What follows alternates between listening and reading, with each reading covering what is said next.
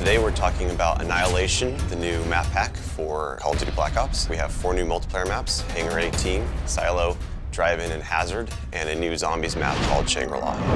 Hangar 18 is based in the highly controversial Area 51, and it has a lot of Easter eggs that play up the conspiracy theory aspect. Hangar 18 is a medium-sized map. It has a pretty classic multiplayer gameplay structure. All the paths lead through and around the hangar. It kind of caters for all game types. You've got your close quarters going through the hangar. You've also got some sniper points as well. Strategically, you want to hold down the hangar. If you can work with your teammates to really control the 4 main flow points, then you're going to dominate the map.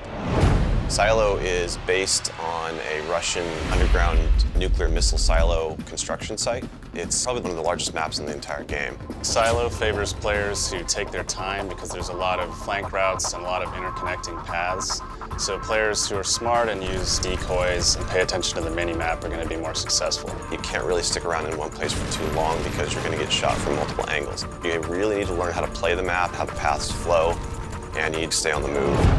Nuketown was a really hugely successful and popular map with Black Ops, and we wanted to do another map in the DLC that kind of emulates that style of gameplay. Drive-In's a fairly small map, but it does have a variation of battles. You've got the wide open area in the middle, the actual Drive-In itself, but then you do have close quarter battles down the side. So Hazard was inspired by one of our World at War maps called Cliffside, but it's a complete reimagining of it.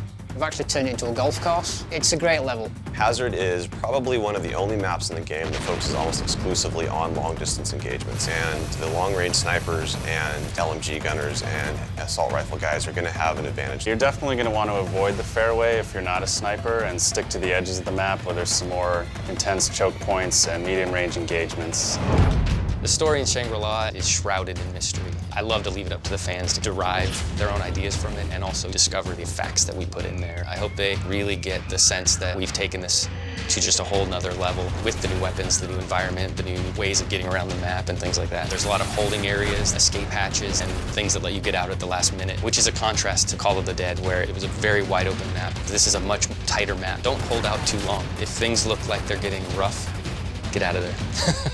It's time to go. With Annihilation, we had a goal that we really wanted to push the visuals in all the maps. Each map feels very unique from one another. They feel like the kind of maps that you just want to spend a lot of time in. Annihilation hits Xbox Live Marketplace on June 28th.